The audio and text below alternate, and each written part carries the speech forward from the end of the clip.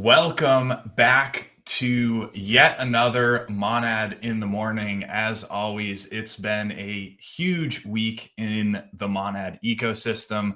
We have quite a bit to chat through today, a great lineup of special guests, spin to wins, and much more. As always, I am joined by the trusty co hosts at Intern and at Jussup11.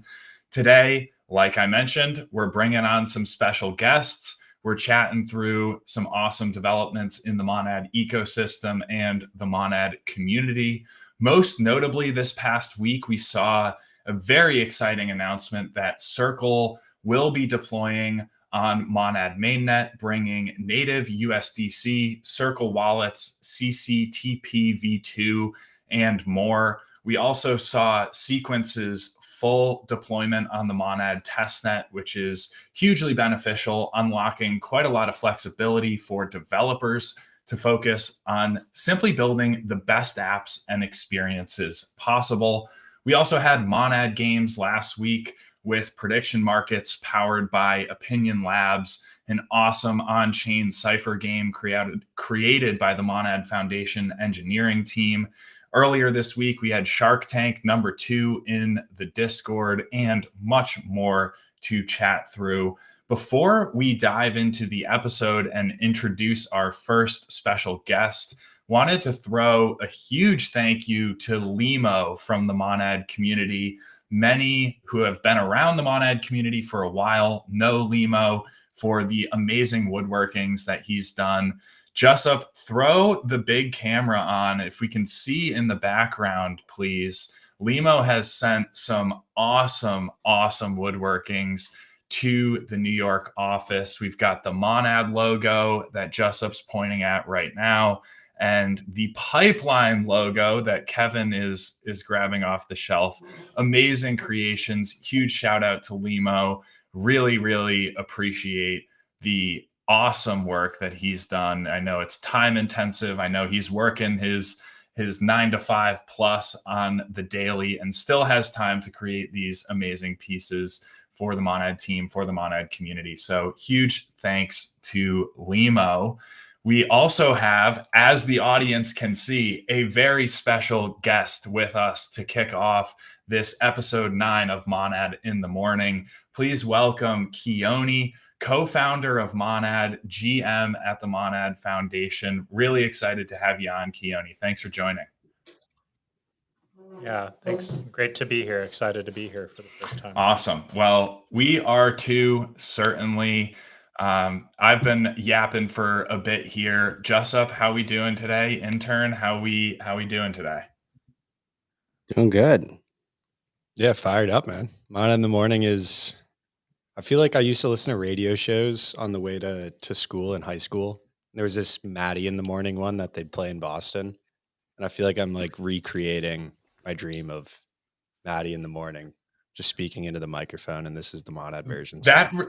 Shout out you guys for that reminds me of Nice. another big radio show. I think it was like Mike and Mike in the morning. So I guess we're picking on a theme here, at least for Boston radio shows. But Monad in the Morning, this is episode 9. We are just getting started live right here on Twitch, X, YouTube, Showdown platform every Thursday at 10 a.m. Eastern. And this is a special Monad in the Morning. We had a massive announcement that took Twitter by storm this week, and that was the Circle announcement. Circle bringing native USDC to Monad mainnet, as well as Circle wallets and CCTP v2. Would love to hear from Keone. What is the impact of having native USDC for an early stage ecosystem, most notably for DeFi? Yeah, having USDC natively on Monad is a huge unlock for DeFi. It addresses a fragmentation problem that we frequently see with multiple versions of USDC. And it's really just a sign that Circle, major issuer of stablecoins, trusted fiat-backed stablecoin issuer, is going to be live from day one of Monad mainnet. So that starting from day one, the DeFi ecosystem and the broader um, Monad ecosystem is just starting off really with all jets firing. Yeah, and for somebody who's maybe, your casual on-chain explorer, they're doing swaps on Uniswap, they're looking at maybe meme coins on Dex Screener, just kind of playing around with some of the more popular on-chain basics. What is the difference in UX between having native USDC and some of the fragmentation that you were getting at in your previous answer? Like, can you kind of talk through from a very high level what that fragmentation leads to in terms of friction in the user experience and what causes that? Yeah, I mean, I want to give almost a technical, like very precise description because I think that helps people understand, um, really what this announcement means. What it means is that um, so Circle is an entity that allows people to deposit dollars and mint claim tokens on those dollars on chain. And so USDC is natively issued on, um, you know, various blockchains, including Ethereum, Solana, Base, Arbitrum, and some other blockchains. And the fact that USDC is natively issued means that Circle is actually directly has a smart contract deployed on that blockchain and allows people to do that sequence of depositing $1 at Circle and minting 1 USDC on chain in that smart contract. If there's not native USDC on a particular chain, that means that it's actually issued on some other blockchain like Ethereum and then sent over some other bridge. And that the version of USDC that you're trading on that other blockchain is actually just a claim token over the, that it's a claim token that ultimately came over a bridge, and that in order to redeem back at Circle, you'd have to send back over that bridge, get back on Ethereum, and then return to Circle on Ethereum. So basically, the creation and redemption mechanism, um, when USDC is natively issued on a chain, as it will be on Monad from day one, that means that creation and redemption mechanism is happening on chain on Monad from day one. So that's sort of the first um, technical thing that is going on here. And I think that's really significant because it means that the version of USDC that you're getting when you're um, as you were mentioning, Danny, like buying or selling meme coins or NFTs or other things, when you end up with USDC, that is a USDC that was issued directly by Circle on the smart contract on Monad. So that's the first thing.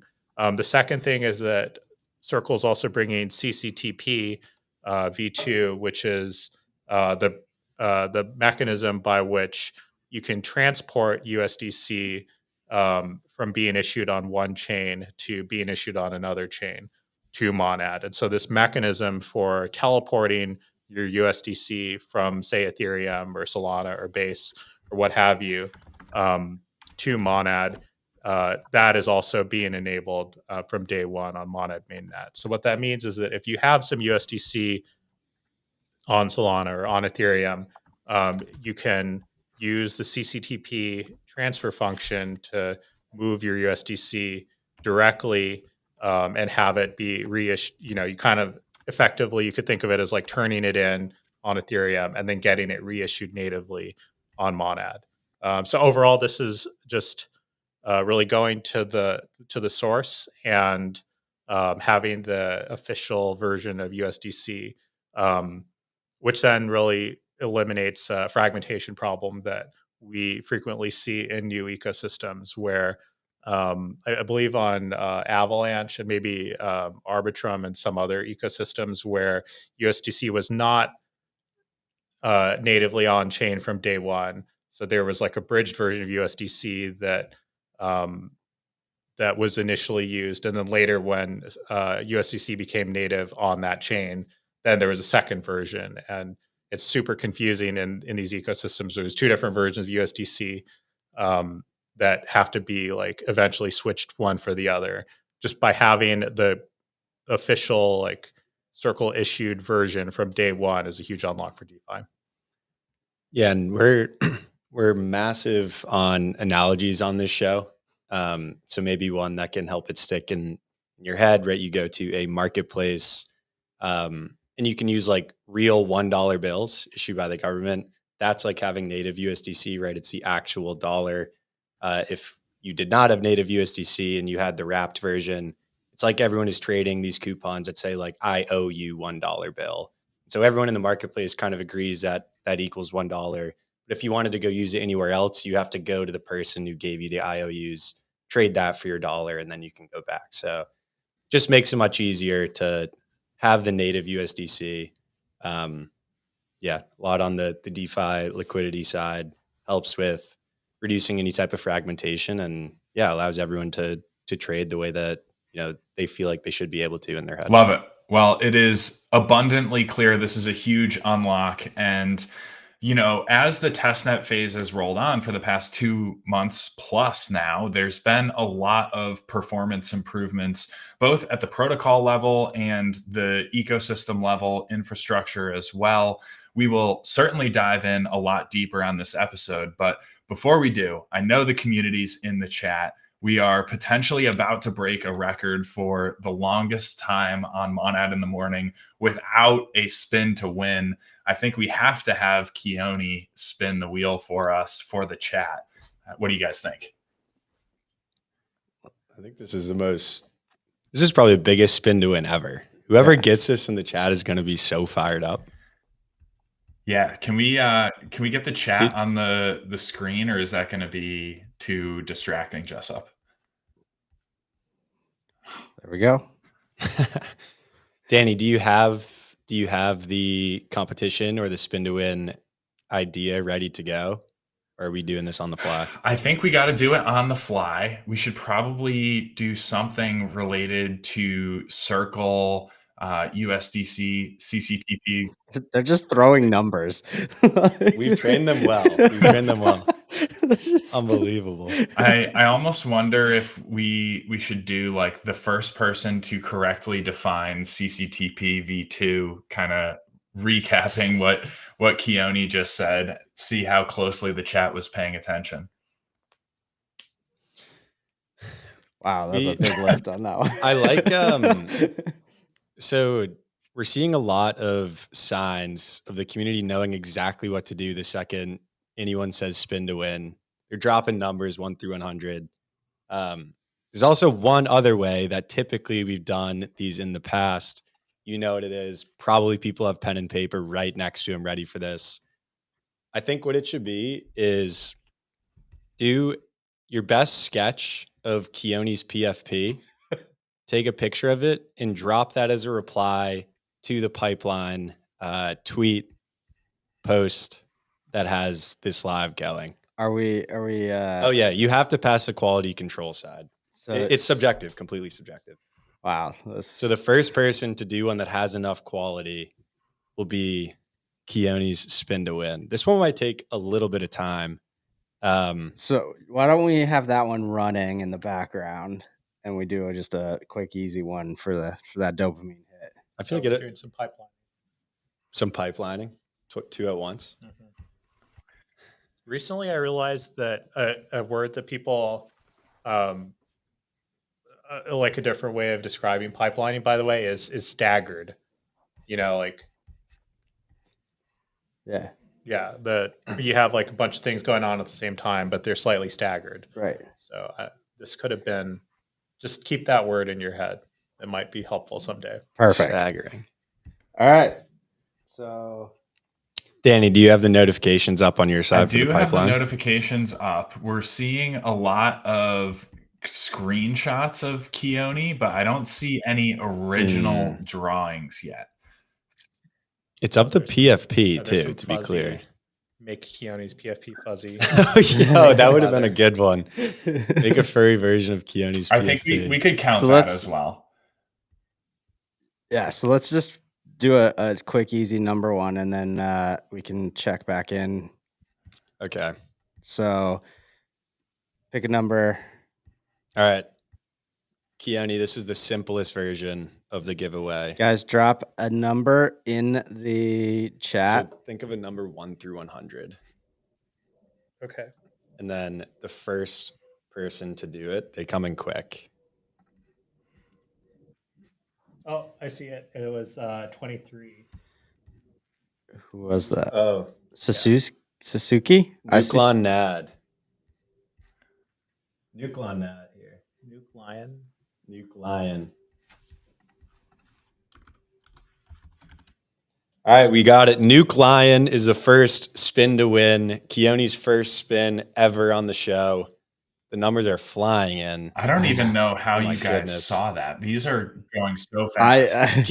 It was Keone was pipelining. He was looking at all the numbers at once. Maybe that's more quantum than it is pipelining. He's checking every single number at once and saw the 23 fly into the chat. All right. So first spin. The first spin. You said 1 to 100, right? Yeah. See people guessing. No, They they know what they're doing. All right, we'll put it in this one because we have this close up. Oh, look at that. Wait, nope, you're good. Where it's at is good. Perfect. Okay, so there we go. So Keone, basically, you're gonna give it a spin. You can hit it a few times if you want. Make sure it's pressed down a little bit. And then I'll hold it. Oh, okay. You can hit it a few times, then we'll just see what it lands on. All right, I see.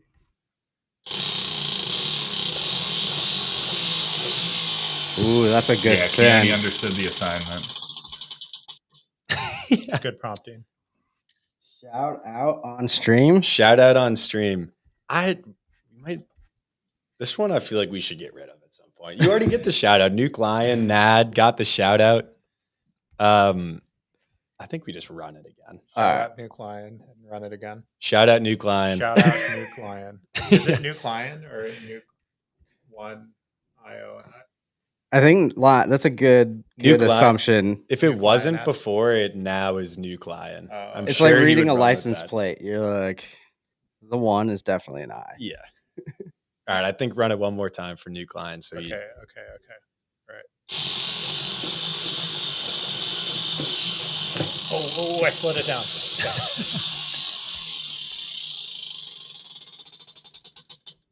Wow. What is pipeline hat. Oh, the Wow, first pipeline. That is. I'm jealous. I want a pipeline hat so bad. That's That's the first one we've ever gotten, right? Yeah, that's a good one. What does Pipeline the hat. pipeline hat look like? Right there, right behind you. Oh, nice. Okay, So this is here. I'll hold it up so you can see. that's good. This That's good. specific hat will be dropped off at Nuke Lion's address as long as that's okay with him. You know, you can always stand. the Nuke Lion's den. Wow, you heard it here first. The pipeline hat going to Nuke Lion. That's Dan, All right, you want to Nuke reiterate Lion- the rules? Nuke Lion, we've said it a million times. In case this is somehow your first time watching, you have to DM on Telegram at Danny404. Send a screenshot of your Twitch profile so you can prove that you own it. And then just remind him that you got the pipeline hat and we'll make sure that you can receive your prize. If you want to be 100% sure, clip you winning and then send that. That's like extra helpful. That also works. You enter the Nuke Lion's den. All right, Danny, how are the drawings looking so far? To be honest, not the best. We have Okay. Keone redone with AI as Superman.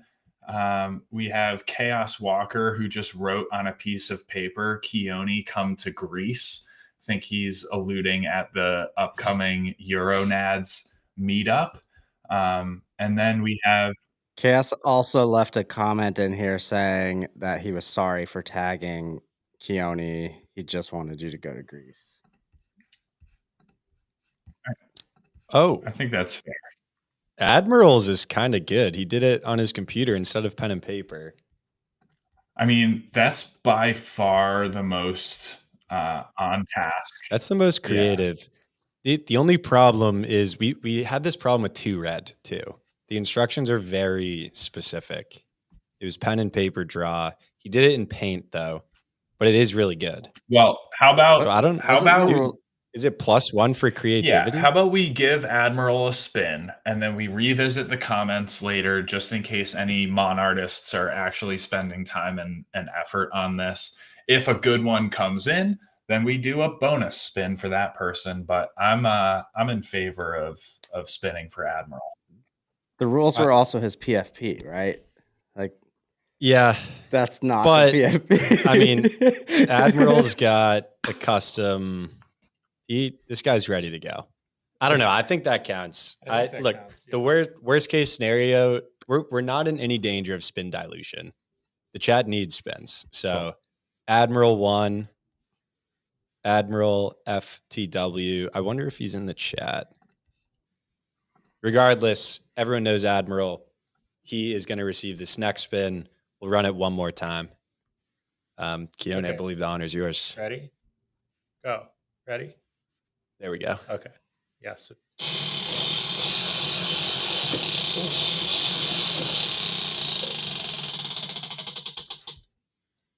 Oh gosh! Shout out on stream. Shout out on How many stream. shout outs do we have? James?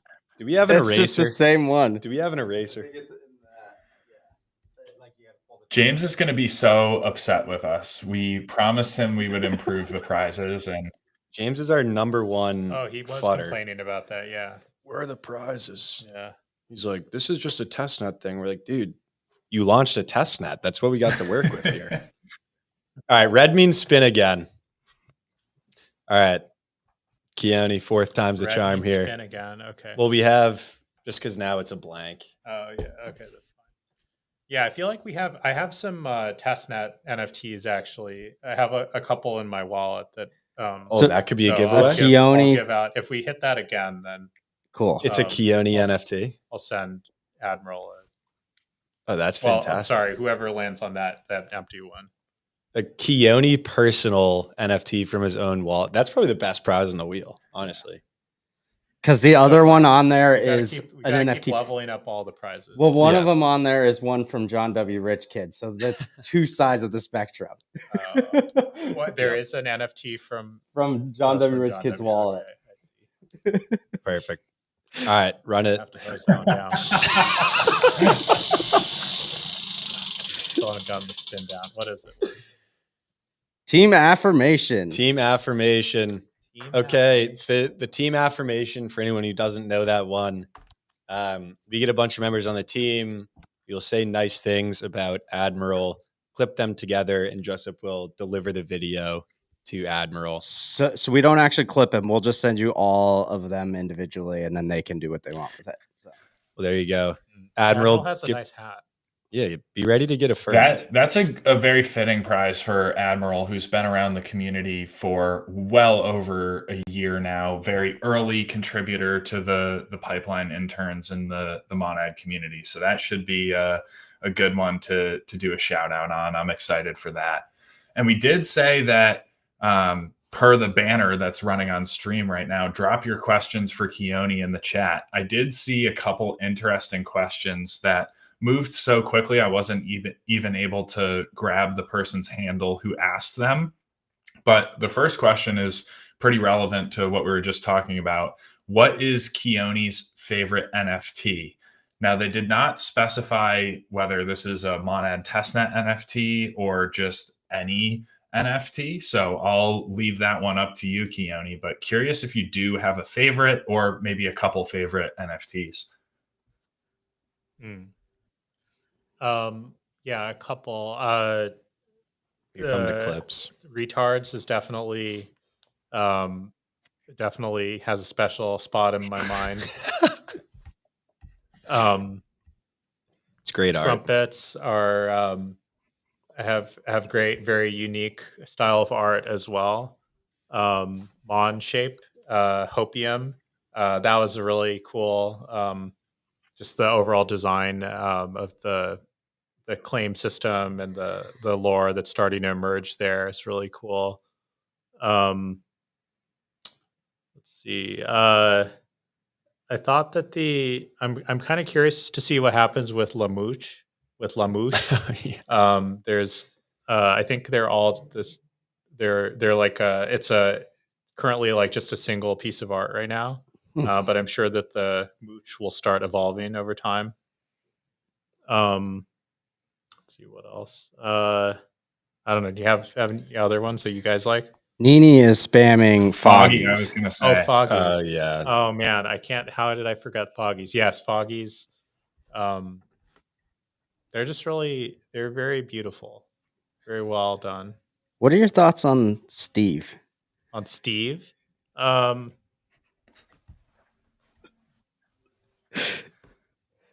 We could leave it at that. That's those are the thoughts on Steve. Thank you. Congratulations to Steve holders. I think it's like the the meme where you always say like, oh, bad news. Last night my car was broken into, and the person who broke in left, this in my car. They took the stereo, they took the change from the cup holders. No, No. they didn't take anything. They just Yeah, this they person just stuck me with these. Oh. Steves. this person broke into my car and left Steve NFTs. I'm devastated. Oh, yeah. Well, I mean, an interesting thing along these lines is a lot of the projects that were just mentioned came from the Monad community lore, from discussions in the Discord, memes in the Telegram, memes on Twitter. And with that, we've seen a lot of OG community members try their hand at building something, starting a project on the Monad testnet. Many of these are NFT projects, but we've also seen games and mini apps and all sorts of other cool builds coming out of the community. Keone, wondering if you have any advice for founders in the Monad ecosystem generally, or maybe community members who are thinking about trying their hand at building something on Monad testnet or Monad mainnet. Yeah, I think the testnet is just a great environment to try things right now. It's the testnet period is sort of like a perfect amount of time, and I can't say how long it will be running until mainnet, but um, in my head, like it feels like it's the perfect amount of time to try something new and experiment with new features, get user feedback, and even if you're not really that well, in any event, like the speed at which AI is actually improving and making it easier to build really powerful products quickly. I think anyone at any coding skill level is amplified by the capabilities of AI, and so regardless of how experienced you are, um, I think it's just a good time to try your hand at building something, and it's yeah, there regarding the level of um, talent in the community, it's just so incredibly high. I'm so blown away by um, the creativity of so many folks in the community. Um, Certainly from like an art perspective or video creation, but also from a thinking perspective. And we have really smart people in the community. So yeah, I just think it's a great time to play around, experiment. Um, if you're not so convinced by one specific idea, but you just want to play around, like just help out, like try like helping out other people with things that they're experimenting with. It's just a great learning experience. Yeah, we do have Ol Angry sent 10 questions, which are actually very well thought out. Totally. I was just Awesome gonna questions. screenshot them. Keone, I feel like these are the 10 questions here. You can give them a read and maybe pick one that you would enjoy answering. In the meantime, as Keone's reading that, just wanted to give a shout out. A lot of people, when they talk about Monad, they talk about the community or, hey, there's a lot of attention or hype. And then they're like, what are the novel apps. Like everyone just has a million questions. They want to poke holes in things. The main thing that's worth pointing out is like the point of testnet and the overall goal of Monad is to be the best place to build an app in crypto. And there's a lot of kind of unlocks or bottlenecks that you want to alleviate to make sure that that's as easy as possible. There's a lot of infrastructure needs that need to be set up for people to have, a place where they can build apps that will work and they don't have to worry about, oh, well, there's not USDC or anything. Um, so yeah, just shouting out like some of the infrastructure that's already come over and exists to make apps easy to build. Obviously, the announcement on Tuesday, right? USDC and CCTP being on Monad, Magic Eden for any of the NFT needs and trading that people would like. There's Phantom Wallet set up, right? An incredibly easy to use wallet that most people in crypto now have. Uniswap is there, Wormhole, Layer Zero, right? There's just like a lot of infrastructure that's already set up. And it's important to point that out, right? Like developers need a space where they don't have to worry about solving any infrastructure bottlenecks or needing to make silly workarounds because the things that they're used to plugging into aren't there. So yeah, the main goal, a lot of the team has been pushing for a lot of these things to happen, and they have. It shows a lot of excitement from these other teams to plug into Monad. They see the builder community, they see the general community excitement, and they want to be a part of it. So there's validation that comes with it, but the really big thing is just the unlock for the developer side, just making it the easiest place to build in crypto. And with that, Keone, I believe, just pipelined his reading of all 10 questions at once and probably has selected one. Yeah, I think the question that I want to answer is what is the most misunderstood thing about Monad? And the reason why I like that question is because, I think Monad is just it's very complex. Like there's a lot of technical complexity. Um, the ecosystem is like a fractal. Like when you start zooming in on any part of it, you realize, oh, there's a ton of depth here. There's a lot of um, really interesting apps. There's really strong community.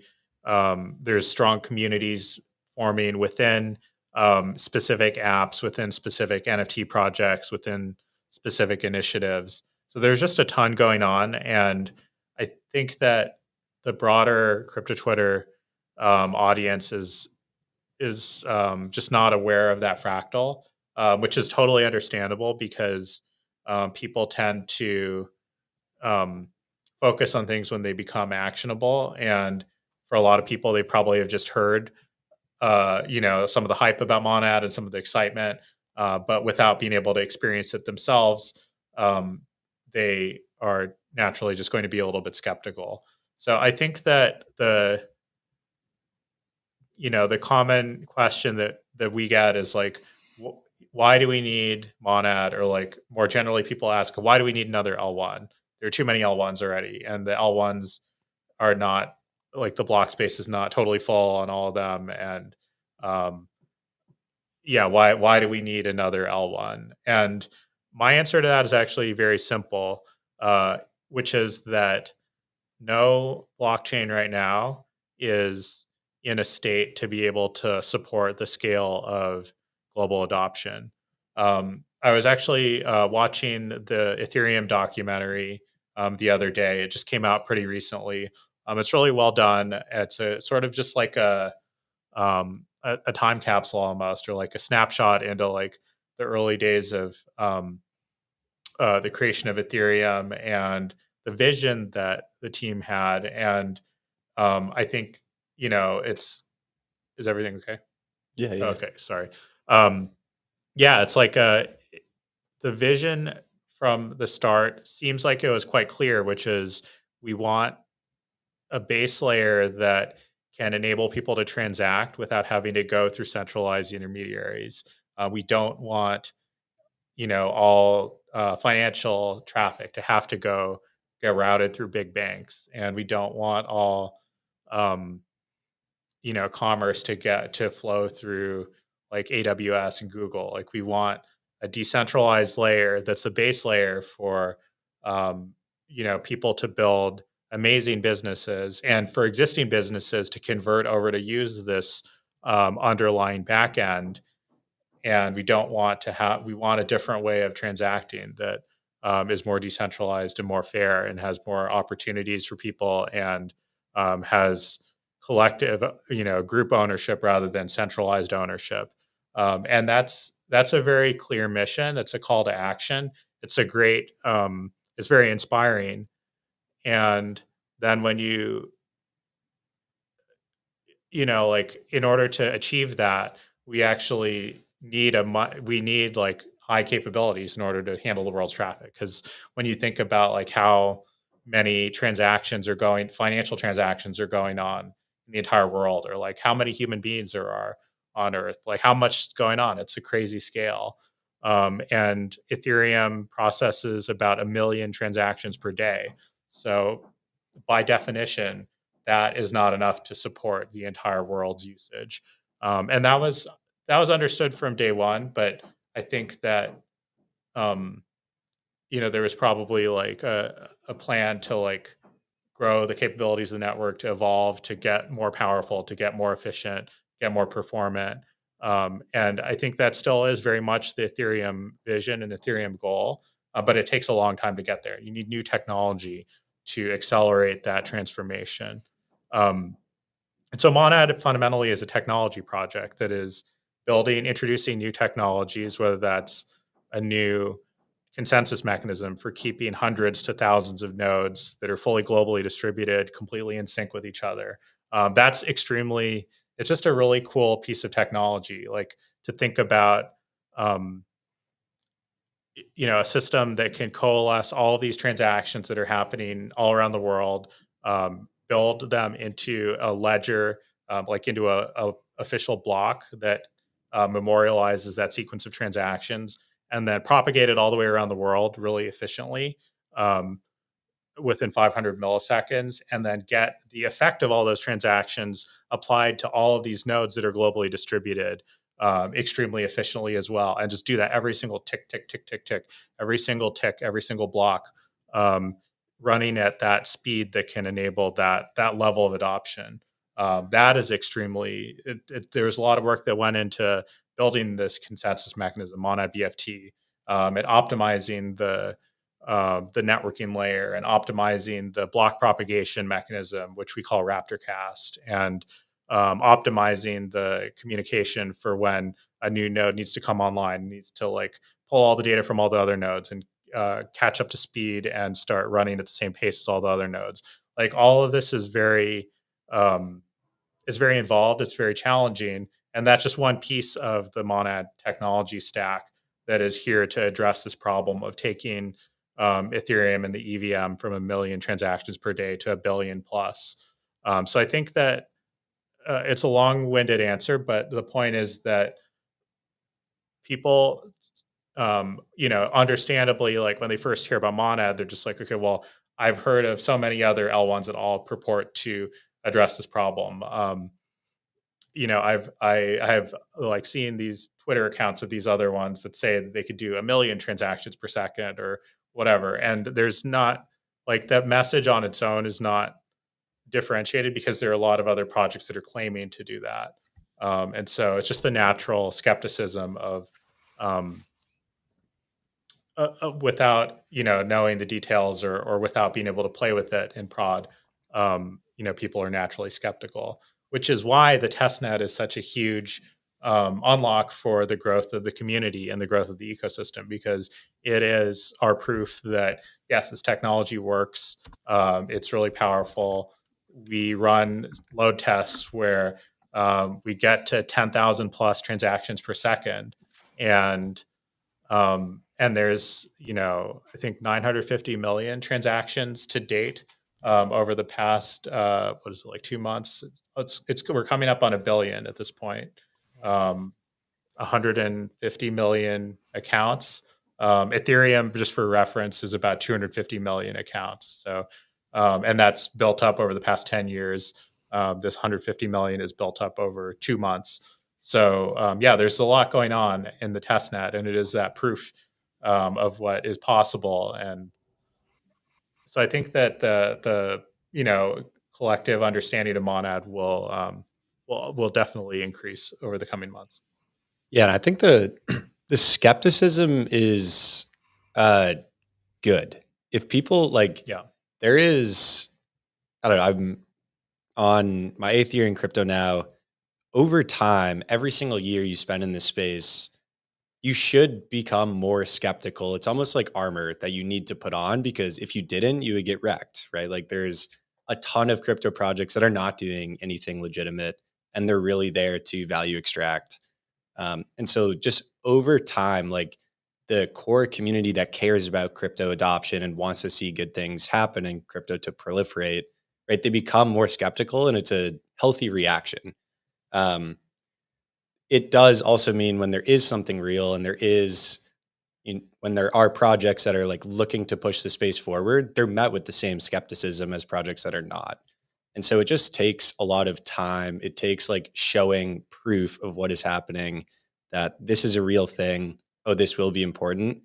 And like, there's really nothing besides going in and seeing for yourself um, that something is real and important or not. So a lot of that comes back to the Monad community, right? Like, the amount of surface area that Monad covers, the amount of attention it gets, like, so much of it, the vast majority of that comes from the community just like being crazy. That's every single thing. Unless they're like deeply technical and a developer and they're excited about the tech, most of my friends say, "Oh, I see all this crazy stuff. The community's insane. They're creating all of this art." Like, there's probably something there, just because you don't get to that point of excitement without there being an underlying truth. So yeah, I think the skepticism is healthy. We embrace it. It's a good kind of defense mechanisms that's built up in crypto over time. But eventually, right, like, if you build something that is real, it is important, and that goes out and pushes crypto forward, and you can do cool new things that kind of embodies the ethos of crypto, and makes all the things that we think are important actually matter in the world. People come to realize that. So it's a long slog, but yeah, I don't know. That's what every time I see like a tweet on crypto Twitter talking about Monitor saying like some either unfounded or real skepticism, like, that's kind of my first input, right? Like, or my first thought. This is a healthy thing. This person has seen a lot in the space. They should be skeptical. So it's up to us to just keep pushing. I have an analogy that may or may not work, but I know you love analogies. But I think, like, there was you had Facebook dominating the social.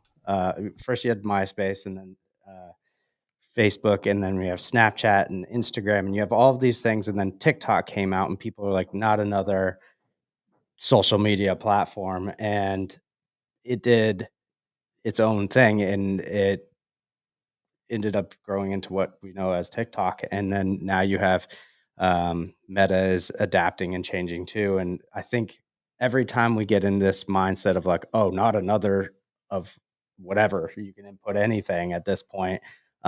There's always going to be something that is going to innovate and push things forward and shake stuff up. And if you get stuck in that mindset of like, not another whatever, there won't ever be innovation. So To build on your analogy as well, Instagram Reels were not a thing that existed. TikTok came out and showed the power of these 60-second or less clips. People loved them, and then eventually Instagram decided to adopt it, and actually made Instagram a lot stronger, right? Their user base goes and up, their YouTube. retention goes up. YouTube has adopted it now. So like, TikTok came in, pioneered this, and then it made the other platforms stronger as well. And that didn't hurt TikTok, right? It just made the general content that people are consuming better. Or I mean, you can have your own opinions on if it's better or worse. It's certainly more addictive. And even X is doing it now. Right. Yeah. So I don't know. It's kind of a cool analogy. Like, Monad is doing a lot of research that Keone likes the word orthogonal, right? It's important, but it's just not what the Ethereum community has been looking at or putting time and effort into. But the goal, the end hope, right, is like, a lot of that research will actually go back and make Ethereum stronger and just add to the general knowledge base of crypto and the EVM overall. I mean, along the lines of skepticism more generally, you have this like continuous cycle, especially in crypto, of like hope, belief building up, then something happens and you get let down, maybe a little jaded, and then the cycle generally kind of restarts. And I think, the longer people spend in crypto, the more exposure they have to numerous cycles of that plot. And with that, we have 2025 sentiment is a little bit tough on crypto Twitter. It feels definitely different from past moments, similar moments in a cycle like this. And the sentiment is tough across builders and users alike at this stage. And we have this long-term focus, these long-term aspirations that crypto will eat the world, and performant infrastructure is necessary to enable that. But on the day-to-day basis, when sentiment is tough, Keone, how do you stay positive? How do you keep your head in the game? How do you focus on what really matters most? Yeah, I don't have any like I definitely empathize with everyone who struggling from like the uh poor sentiment in the space right now. I think that um I and the rest of the team here at Monad Foundation are in a really privileged position where we we can see the future and we're building the future, and we feel very much like um, we're like we have an ability to affect the future, and I think that that sense of agency is incredibly motivating and the best antidote against the feelings, the ups and downs of the sentiment that's more generally in the space. I also just think that things are never really as bad as they seem, and they're also never really as good as they seem. If you are um, just reacting to like a series of events, you're always going to end up overreacting in both directions. I feel like that's something James would say also because he's a very Yeah. like you're too reactive Mhm. kind of person. Um, but yeah, I think at the end of the day, it's about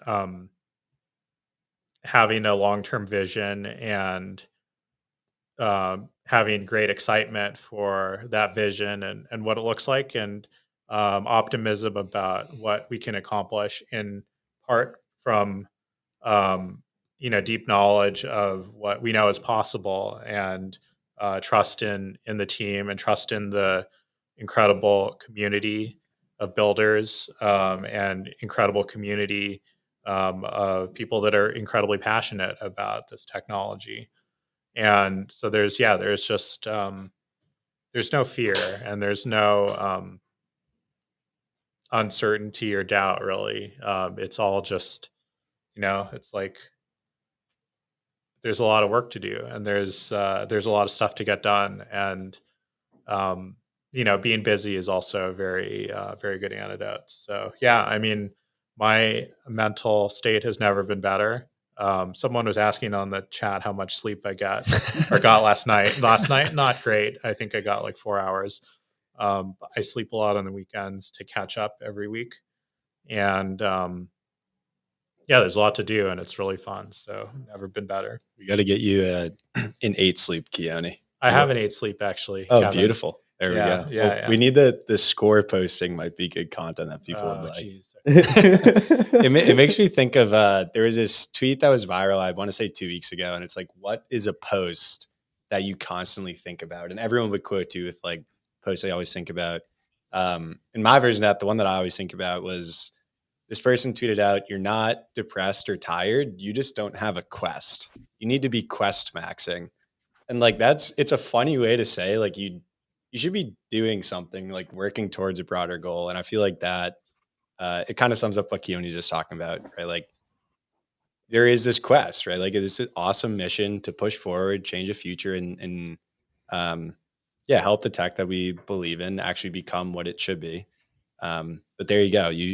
If you feel tired, if you feel like it's hard to get up, adopting a quest might be helpful.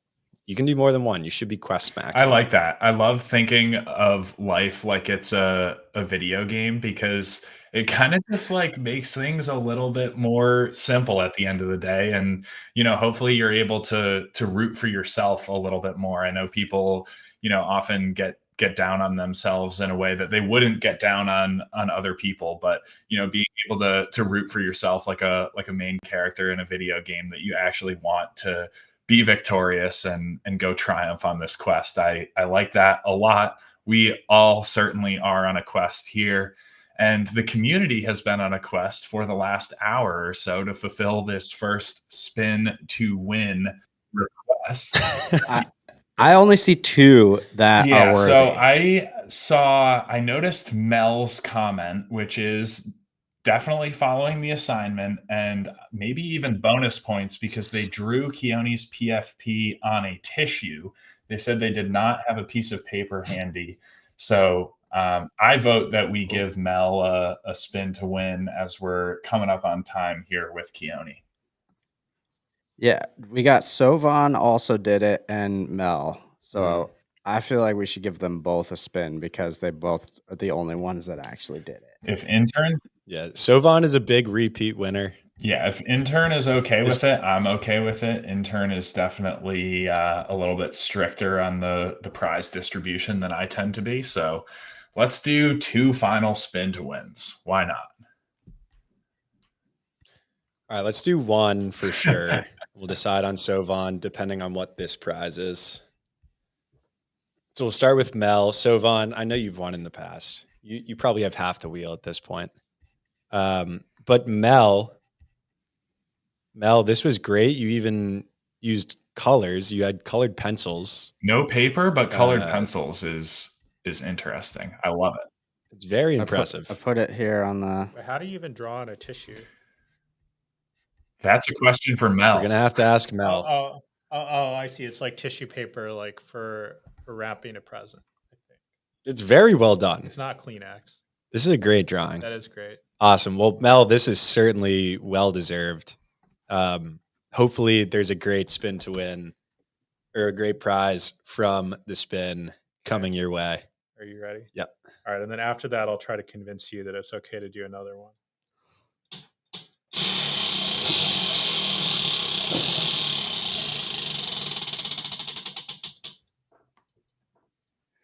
Steal John W. Rich Kid Steve NFT. Mel, you receive John W. Rich Kid Steve NFT. Your car was just broken into. your metaphorical car, i.e., your wallet, was just broken into by John W. Rich Kid, and he dropped off a nice present for you. It's better than the presents that he leaves in Toons' car. We'll leave it at that. Beautiful. He might throw in another NFT for you too. I feel like the Steve is gets a lot of hate. How many Steves are there? I think it's the most diluted. I think there's like 100,000 at least. Yeah. Open, Matt? Yeah, and you could do like 10 per wallet. It actually would have been better if the Steve was a soulbound NFT because then you just get absolutely punished. Like somebody sends you a Steve and you're like, okay, this wallet is ruined. Like I need to just make like an entirely new on-chain footprint. Can you do a single send? Like you mint it, and then if you send it to someone, it cannot move from that. Oh yeah, it should be like a ticking time bomb thing. Yeah. Like you have n sends, and then it decrements. Ooh, if any of the dev nads are listening, I don't know if it's possible to build. Like, I don't know if that would require a new like NFT token standard, but that would be pretty funny. I would love to see how the Monad community gets creative with something like that. You could do n sends, or you could do a set amount of time as well. So like it's hot potato. Whoever holds it after 48 hours, you're stuck with it. It sounds like a fun game.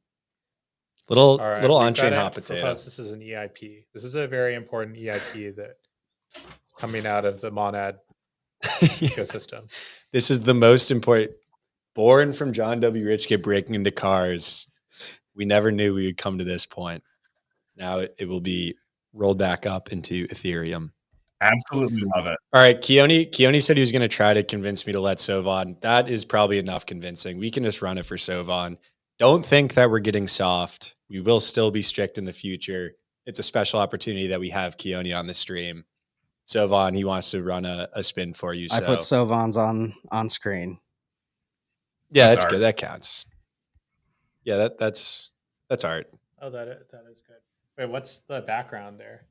That's just the background of the stream. Ghibli? Is that Ghibli? It was native.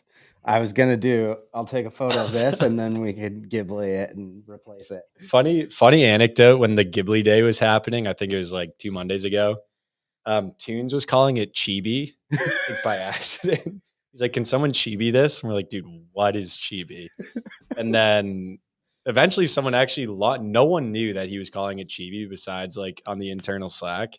And then someone launched a project called Chibi on testnet. Like, yeah, what is chibi? I've heard that before. I don't know. So we dropped it in the chat. That's really esoteric.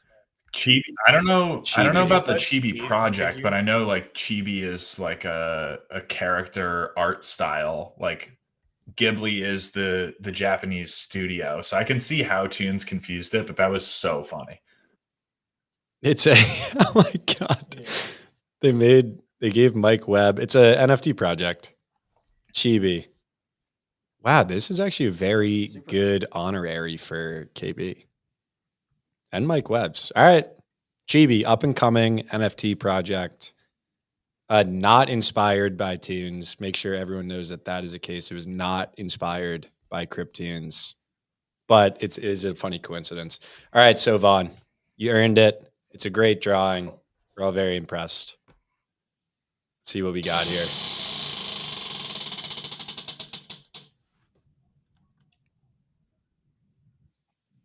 Pipeline follow. That's a pretty good one. Sovan is Sovan is definitely already followed by the pipeline. Sovan is a pipeline super fan, always tuning in. So far, 9 for 9 on Monad in the mornings. Sovan, you deserve the prize, but you already have the prize. So I guess that's just destiny.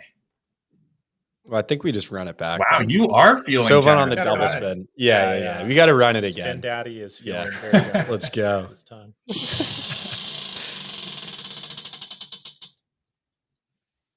Made account block. Oh, man, block. He fell on the other side. Look at that. So Sovan, you got the pipeline follow and the main account block. RIP, brother. You know the rules. You tune in on next week's episode. We'll unblock you. But we have to be very strict when we do give out punishments. They must be enforced. So Sovan, you can follow up. You can ask people to screenshot any of the tweets for you, but you will be blocked. Poor Sovan.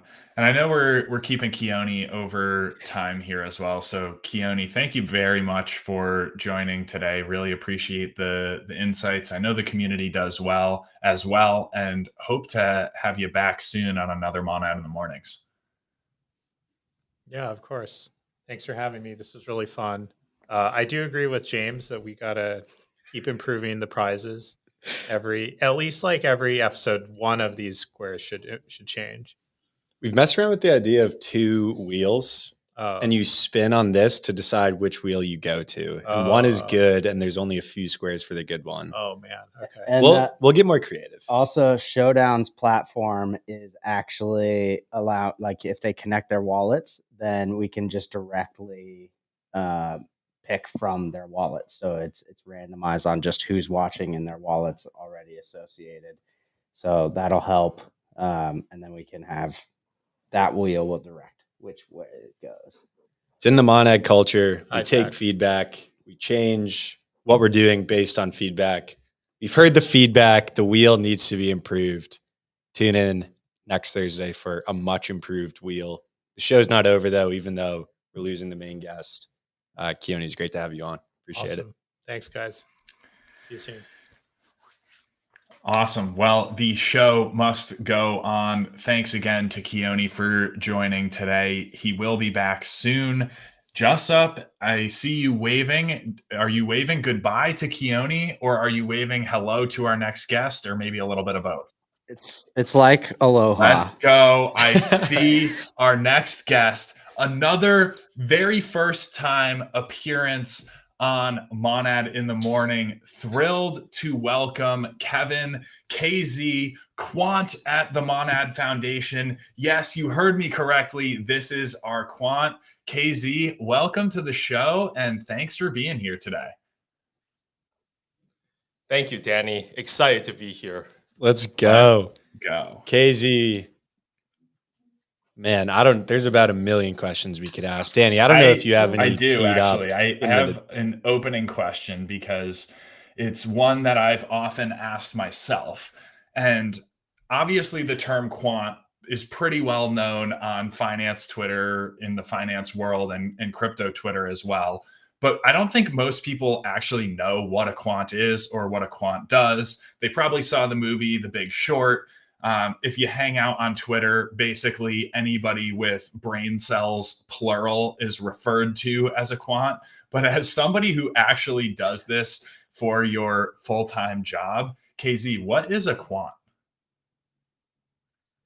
It's a good question. And I think I agree that when most people think of quant, they think of like someone just sitting there in front of a screen, CIA style, coding away at obscure algorithms to like help hedge funds extract more money from the markets. And I think that is an accurate description of how the term originated. But nowadays, like in 2025, that term has like kind of broadened to really refer to anyone who works with data and is able to like use that data to get something that is either actionable or just really interesting, insightful.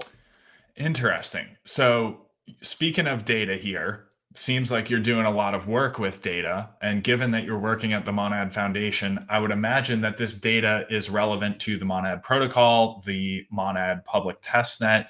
Is there anything you can share in terms of insights as to like what data are you looking at on testnet? Is it cool? Is it exciting? How are you trying to interpret this data and apply this data? For sure. As you know already, Monad testnet launch has been a tremendous success since I think it's almost been it's not quite 2 months. We're about 2 days off the 2 month mark, but nevertheless, Monad testnet has launched to a roaring success. And off the top of my head, I think we have a billion transactions, something like 200 million different accounts, 14 million or so contracts, and like 130 or 1.3 million different tokens. So like a crazy amount of activity happening on Monad testnet. And as part of the quant team, we're like kind of struggling to even catch up with that volume of data that's being generated every day. And for the most part, what we look at is the raw blockchain data and try to label it in a way that makes it easier to analyze, makes it easier to draw conclusions from. So, as you might imagine, out of those billion or so transactions that we already have on Monad testnet, like something like 95 to 99% of all of those transactions are just people running scripts or bots or whatnot. And I think one really important question for us is to kind of like sift through all of that noise and have good criteria for determining who's a bot versus who's a real user. Like we can claim that we have 200 million accounts, but like the moment that we post this out on Twitter, like people are just going to be like, yeah, there's no way that Monad actually has 200 million unique users. Imagine if we did though. That'd be crazy, dude. One day. One day. One If day. you have anything to say about it, one day. But yeah, I think just being able to distill the raw data that is like the billion transactions, the 200 million users, down to like a breakdown of both like what is the composition of the transactions that are being made on Monad testnet, and who is actually making those transactions would just give so much more weight to that. Like, if we could say there were like 1.75 million unique active users on Monad testnet, then that carries a lot more weight. But unfortunately, this is also a really hard problem to solve because being a testnet, there isn't a lot of labeling. We kind of have to do that ourselves by just like looking at the websites of hundreds of different teams and figuring out what all of the contracts that they deployed are and like what their addresses are. KZ, I have a question for you. There's a lot of kind of tribalism in the different regional communities. Have you guys done any type of analysis on like what areas of the world are most active on testnet by real users? Is that seems like pretty hard data to get, but anything off the top of your head? If not, that's fine. I have a different question. That's actually a very interesting question. And no, we actually have not been looking at that direction. I think even the first step before that is to just like associate the various addresses on Monad testnet with a real user behind it. So we do actually have a collection of like 600,000 different names or so. These can be Twitter. Uh, these can be like Twitter handles or Discord usernames or like a combination of the two. But basically, from like all of the tweets that our team has sent out, the Monad ecosystem has sent out, we have been able to identify a small number of them. And of course, there's some cleanup that needs to be done with all the 500,000 different addresses. But we're starting to get to a point where we can say something about the transactions and like who is behind them. So, KZ, you also there is, for anyone watching this, there is an immense amount of KZ lore that exists. Way too deep to go into on just this show. But KZ and I have been working together for a while. I was lucky enough to sit next to him on a plane recently, and he just dropped out of nowhere this one story. So, KZ, I don't know what you can say, what you can't say, but yeah, I guess the prop would be like you went to Waterloo before Ethereum was created, and you met a pretty cool person who was there that like predates the Ethereum blockchain. I don't know if you have any stories or have a background that you could give on that, but I was just mind blown at the coincidence of this. Well, it's actually very interesting to hear that there's already so much lore as you mentioned that's been out there. The only one that I'm aware of so far is the one of me saying Gamonad in like 10,000 different poses that Yes, that Joseph was good lore has too. taken from me. But yeah, Remember where you like I got an email? There was like only 3 people got it. Like, can you give a little bit of that story? oh yeah, I did meet a cool guy in college. His name was Vitalik Buterin, and he was he was the star of some of my advanced computer science and math classes back in like 2013 or so. And then I think we were like pretty close for about 2 months or so. Like we used to just hang out at his residence, eat like the really crappy cafeteria food after lunch, and watch Vitalik uh, or tease Vitalik about like him supposedly being vegetarian, but then like when we poked him enough, he would just be like fine and proceeds to shove down like an entire chicken nugget down his throat. I still remember that. There was also a time where I think he just like straight up ate a third of a piece of wasabi, and like there was no visible reaction from him.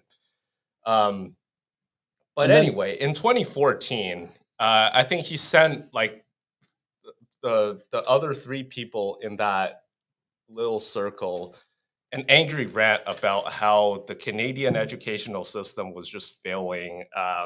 He always had like he was always passionate about blockchain. He was like, I think in 2011 he was like writing articles for Bitcoin magazine for like 5 Bitcoins per article.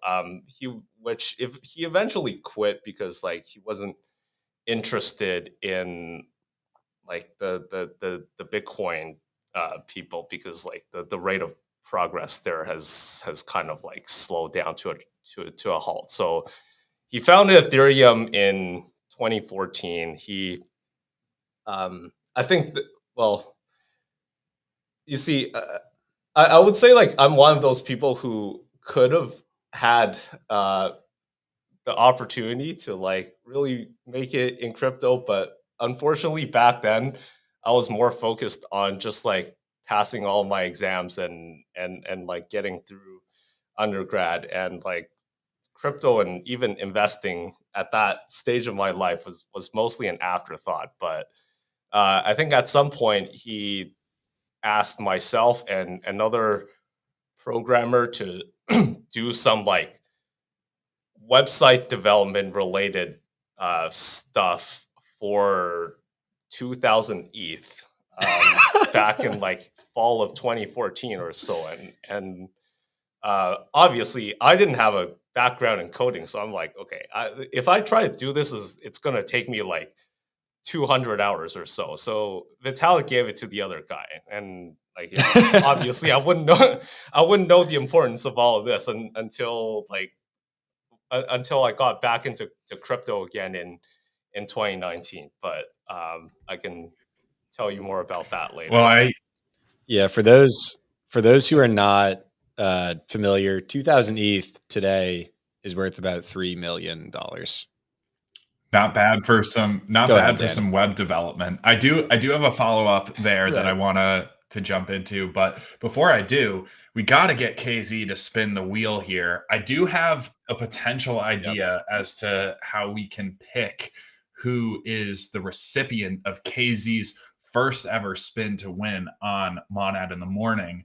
That way is basically to shout out your Twitter, KZ, if it's public, and then get some of the chat to follow you on Twitter, and then pick someone randomly who follows you.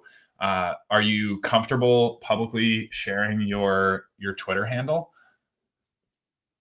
Oh yeah, sure. My handle is KYVAN_Z. It's We'll put that one in basically the just chat. my name, but spelt weirdly. KYV. KYVAN_Z. All right, community chat, you know what to do. Go follow KYVAN_Z on Twitter. Kevin, if you want to pull up your, if you have your phone on you or something, so you can look at some of these new follows that are coming in, and then feel free to choose someone randomly or somebody who speaks to you, and we will give them a spin to win. We'll give it another couple seconds for those follows to roll in here. And while we're waiting for those follows to roll in here, just a quick shout out to Jussup, who's done some amazing work in really leveling up the production side of this Monad in the Morning stream. It's a massive effort. Appreciate you, Jussup. I know there's multiple cameras. You're live producing while co-hosting the show. It's a massive endeavor, and there's very few shows like this in crypto. And every week the tech continues to improve. We get more and more guests on, but none of that is possible without the man, the myth, the legend, Jussup. Hats off to you, sir. Appreciate you, Danny. Hell yeah. All right. KZ the quant has spoken. He's chosen. All right. I want to give it to RSKL. Just because I'm a really big fan of these 4-letter acronyms, like John JWRK, RWLK, which I never knew the origin until I asked him about it, and what I thought it originally stood for was Rich White Little Kid. I feel like that would make for a great narrative, but no. I asked RWLK, and he told me it was something more a little bit more mundane. But honestly, that's what I'll remember him by: rich white little kid. Let's go. All right. So Well, who is this person in the chat? RSLK. RSKL, I think, is very, RSKL. very OG community member, most active from what I've seen on Twitter and maybe Discord. But RSKL has been around for a very long time, so I wholeheartedly approve the choice to spin for RSKL. RSKL, Do you see him in the maybe chat? We gotta. It's all right. We can do it via Twitter DM. Okay. maybe their first ever Two spin Red's to gonna win. be. So big W for RSKL. Without W for without further RSKLs. ado, let's rip that wheel. KZ, what do we got?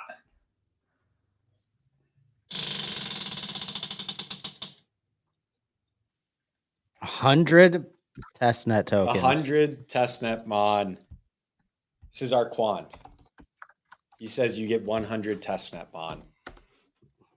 We're riding. Congratulations. RSKL, you got a little bit wealthier in completely fake testnet tokens today. I hope you're watching this and you're happy.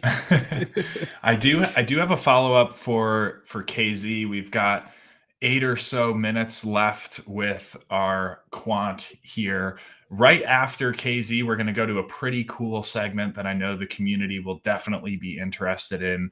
We have a special guest coming on to talk about all things Monad NFTs. So stay tuned on that. But before we get to the NFT segment, KZ, you were just telling us how you went to Waterloo, you met Vitalik, very cool lore, very cool story there.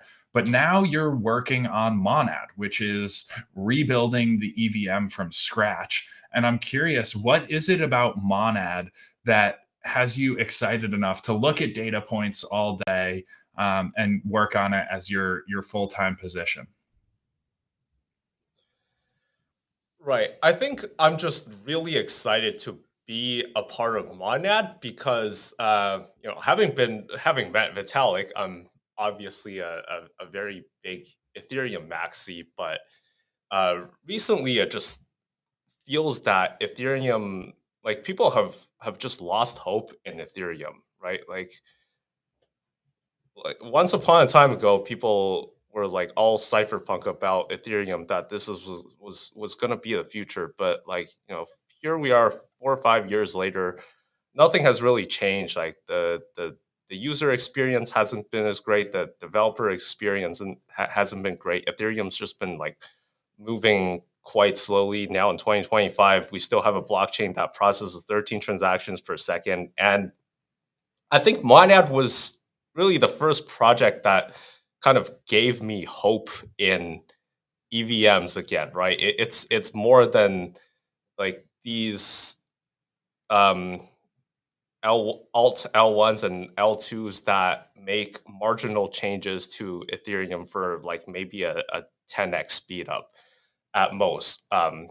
What I was really excited about Monad is just the fact that they were able to build like the base technologies from scratch and just like increase that frontier. Like you know how you hear of like the blockchain trilemma where you have to make a compromise between like decentralization, security, and performance. Well, the cool thing about Monad is that it doesn't actually compromise on the other aspects.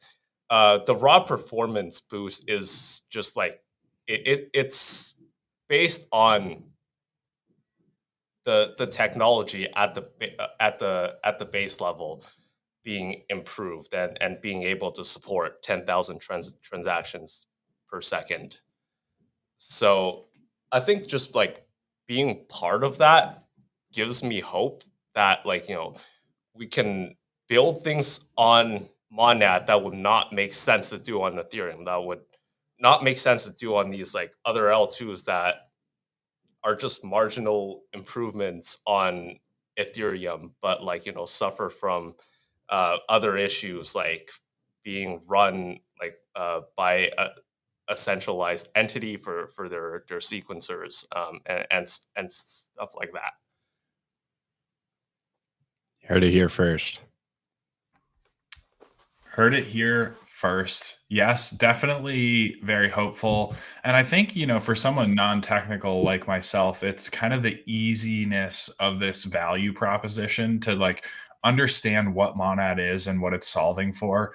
A lot of times protocols in crypto are criticized because you just like can't define it or explain it in a way that has any sort of practical application for the common person. But for anyone who's at least been in crypto, this moniker of Solana and Ethereum having a baby and that baby is Monad, it just makes a lot of sense, right? Like if you've used Solana, you know what the UX on a fast and cheap chain is.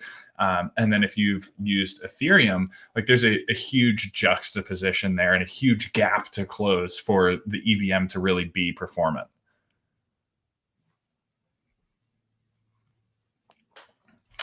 I stopped there because it looked like you had something to say, KZ, but no, no worries if not.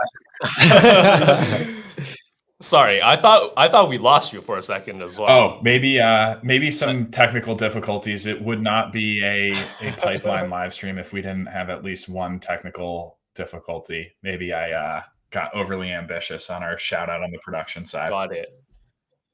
Yeah, I did want to add to that the first time I found out about Monad was through a coworker at the previous firm that I worked at, which was a trading firm, and I saw 10,000 TPS, and the first thing that ran through my mind was that like 65,000 TPS that Solana marketed back in like March of 2021 when they had their break Monad. I tried it. It was pretty cool, but like I realized afterwards that like the 65,000 wasn't like it was kind of a bogus metric. I don't actually remember what they measured it on, but like if you look at actual throughput of Solana these days, it tends to stall around like 1,500 or like maybe 3,000 actual transactions per second. But the 10,000 transactions per second on Monad is real, and we've actually achieved that on testnet a number of times, and it's not just like a vanity metric that you can get by like sending tokens, for example. Like I think James told me before that it was like really easy to make a fast chain that can send like 50,000 transactions per second just by sending people ERC20 tokens. But like Monad as a chain is so much more than sending ERC20 tokens to people. Like you want to achieve 10,000 transactions per second across like a very diverse set of transactions. And I was pretty impressed by that. Definitely. Absolutely love that. Just saw popping up on the screen. We have less than 100 new followers for KYVAN_Z on Twitter. Go follow KZ Quant at the Monad Foundation. KZ, I know you have to drop in just a minute here, but I feel like we have to do one more spin to win. Are you up for it? But before we hop into this spin to win, I just want to bring up that Nacho had won a bill session in one of the previous spin to wins, and he hit me up and he said that he wanted to donate it to Chaos Walker because Chaos is building something and he thought that Chaos would actually value it. So I wanted to make that shout out because that is Nads being Nads and supporting each other, and I thought that that was super cool. And so Beautiful. it's just cool seeing the community working together. Absolutely love it. How should we pick this winner for KZ's final spin to win on his first ever Monad in the Morning appearance? Kevin, what do you got? All right. I think the next winner will be Kiwi. Boom. Bang. Just calling it. It's Kiwi. Kiwi, You heard it. There was no competition. It's just Kiwi. It's just Kiwi. That's all it is. That's who the winner is. Is that a Bang. Twitter name? All right. I know. Who is It's Kiwi? Kiwi. Casey said it's Kiwi. It's just Kiwi, and I picked it because it reminded me of the trip that I wanted to plan for New Zealand this summer. Well, I guess in the northern hemisphere summer, because I've always wanted to go skiing down there as well. He wants to go skiing with some I'm a Kiwis pretty big skier myself. in New Zealand. All right, Casey, what do we got? What's Kiwi winning today? 10 Mon. 10 Mon. Kiwi, there you go. You were selected by the heavens, by the quant. That's what you get. All right, I'm gonna. We'll do one more spin. This is for somebody specifically in the chat. All right. Okay. So let's just do numbers. You guys know the rules. Kevin, pick a number. 1 to 100. But don't say it out loud. Don't say anything, actually. These numbers are going so fast. This is absolutely outrageous. Okay. I can't even see. These numbers are coming in at lightning speed. Oh, we got one. M. Skilder. 74 was the number. Bro, M. I've never Skilder. seen that. Look at this. What is going on? Dude, I have never seen the chat. M. Skilder got it first. 74. Wow. Jungle Trout said 47. Almost, Jungie. Almost, John. It was 74. M. Skilder, you are the winner here. Did you Casey, reply spin to that it? thing. That's the graphical representation of Monad processing. It's Main account block. No, main account block. Wah, wah. A brutal way to end it. All we right. have to honor the wheel. The wheel has spoken, and so has Casey. What is M. Skilder's Twitter? We need it. M. Skilder, we need Someone you to confess in the chat. I know we're keeping Casey over his time here. Casey, thank you very much for joining us today on Monad in the Morning. If you are following along in the chat from the Monad community, throw the Monad Foundation Quant, one of the Monad Foundation Quants, a follow on Twitter at KYVAN_Z. KZ, thanks for joining us. Hope to have you on again very soon. Appreciate the time. Thank you for having me. It was a very fun time. Awesome. Pleasure. Right. Let's run it back soon. Thanks again for joining. We have another segment coming up here. We tried to do this a couple weeks back. I believe our guest is queued up to call in remotely, just like I am today. Like I said, we tried to run this segment a couple weeks back, I believe on the first ever Monad in the Morning. Ran into some technical difficulties, as we often do, but we're going to give it another shot today. We are going to run through the State of the Union with Monad NFTs, featuring Monad Foundation's NFT lead, Karma. Where is at Wag Me Gently? Karma, how are you? Hello, everybody. I hope this time you can hear me all right. Oh, yes. Loud and clear. I know we've got quite a lot to run through today, but this is Monad in the Morning. We got to spin the wheel. Karma, do you want to potentially give us some criteria to select somebody from the chat? Otherwise, we can pick a random number or do something pretty straightforward. So I'm thinking about the popular NFT collection on Monad, and I want everybody to be dropping the names of collections on Monad, like NFT collections. And the first time I see the name of the collection I'm thinking of, that person is gonna get the reward. So I'm thinking. Ooh, this is a very good one. Can you drop it in the private chat? Yep. Oh my god, this is going so fast. You see it yet? Oh, I just saw it. Oh, I did see. Yeah, me Yeah? too. KG.mon. Wait, is that that's the founder? I was thinking what of project is Spiky it? Nuts. Spiky.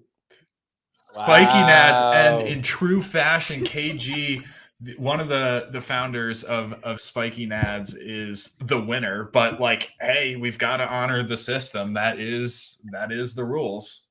Hey, fair is fair. And I was thinking of Spiky Nuts also because I'm here with this baby Landak here, and it reminds me of the Spikies. So I am seeing some earlier mentions of it, but this was the first time I saw it. Who was the first mention? It looks like we Honestly, Yacht Dans. Yacht Dan's. that is so funny. That is also a part of the team, I believe, or a contributor. But hey, like the first mention has to be the first mention. But honestly, it went so fast I couldn't even register.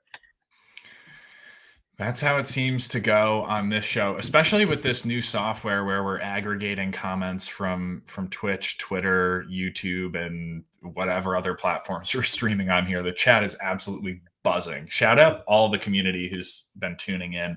Appreciate the love. We're at 11,320 views. Yeah, I think people Hell yeah. like on the It's viewing ripping. side don't Hell yeah, appreciate, but like the basically like watching all the comments aggregated in one chat is just absolutely incredible. Like it tells you which platform it comes from, but it's just one uninterrupted flow. By the way, I saw Right. Keone spin the wheel earlier today, and my like secret headcanon is now that Keone has been a cat in his previous life, because that was like peak cat behavior, his spins. Yeah, he gave some pretty aggressive spins of the wheel. We love to see that. So this one's for Yacht, another OG super active community member. Without further ado, let's spin this wheel. W for Yacht. Well, maybe a W. We'll see what this prize is. Team affirmations. Oh, More affirmations. What if it's just one single affirmation from Karma, but it's 1.5 minutes long? don't do me like this. ASMR style. Wow. She's just like, you have created a fantastic NFT project. How about I only say one sentence, but then I longingly gaze into the camera for 2 minutes straight? That's a long time. I mean, Yacht Dan's, it's up to you if you want that. Yacht. Okay. Yacht. All right, that's what he wants. Congrats. Congratulations. You get one sentence and a 2-minute gaze. We're giving out prizes on Monad in the morning. That is what we do. We'll be upgrading the prizes next week. And that's all we got. All right, Danny, you got some questions. We got to get Karma going. I know I'm out of the stream chat. It's a long time to sit down. There's And no these are backrest on terrible these chairs. chairs. They're the My worst back hurts chairs. a little bit. I got a little bit of back pain going right now. So I'm standing up. You get mouth down, I guess. That's all we got. Fair enough. Dan, you got any questions for Karma on the NFT front of Monad Testnet? What is the state of the union? Karma actually has a Yeah, presentation. that is the Oh, question. It's holy what is the state smokes. of the union for Monad NFTs, and we can turn it over to Karma, just like we would with John W. Rich Kid giving us a weather report. Karma, what is going on with these Monad Testnet NFTs? Well, isn't that the question? I did, in fact, come with an entire presentation, like the nerd I am. My like 15-year-old inner self from back at high school is rejoicing right now. So, guys, here I am. We're gonna do like, I think it will be 7 minutes in total, and obviously this is a trial run, so I'm super interested in everybody's feedback on this. Our idea here is to do a very quick look at the NFT markets in a funnel fashion. So first, like, how are NFTs doing in general? And then we look into deeper of the funnel and look at our bubble and our playground on Monad. And we will be shouting out teams that have had activations recently, but also some hidden gems and teams who have just started building. So bear with me and give me some feedback afterwards as to how we can even improve for the next time. Woo, woo, woo. And I decided to call this segment Mint Conditions because it's almost like, hey, like what's the NFT weather out there? So, you know. That's beautiful, Karma. We love it. Thank you. Well, an intern.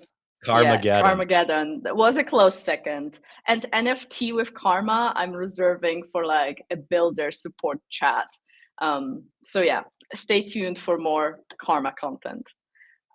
Let's get this going. I thought because this is our first time doing this, we are going to start with a look at the general NFT markets. So where are we in the general NFT cycle, which is a bit different, as we all know, to the like crypto cycles. So we are looking right now at the weekly volume for the past 2 years in the NFT markets. And as you can see, we are pretty much at the rock bottom or close to it.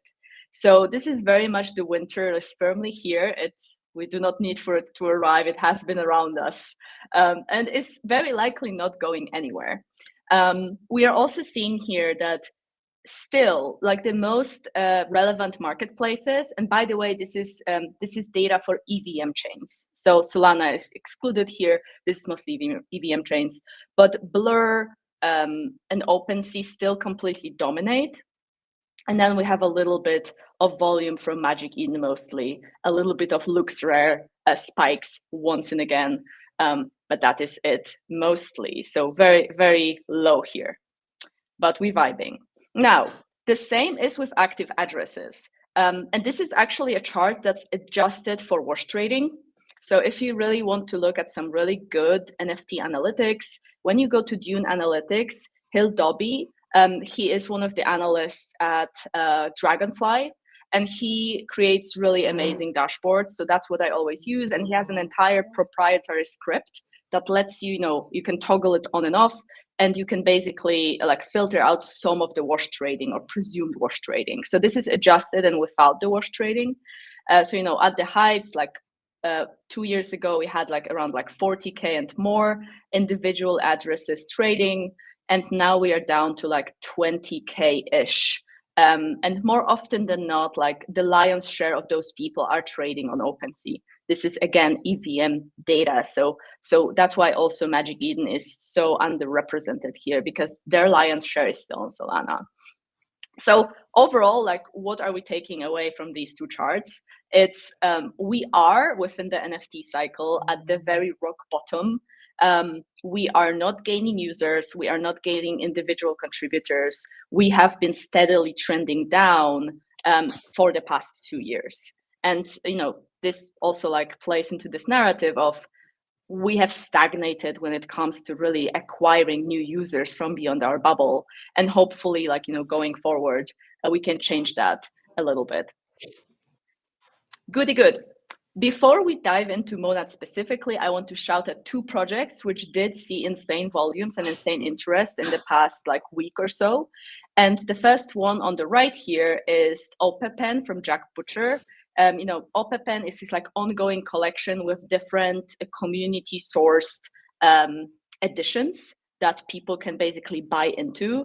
And this one, the like animals zoo Pepen, has been particularly beloved, and I think just visually is stunning. So crazy volume on that.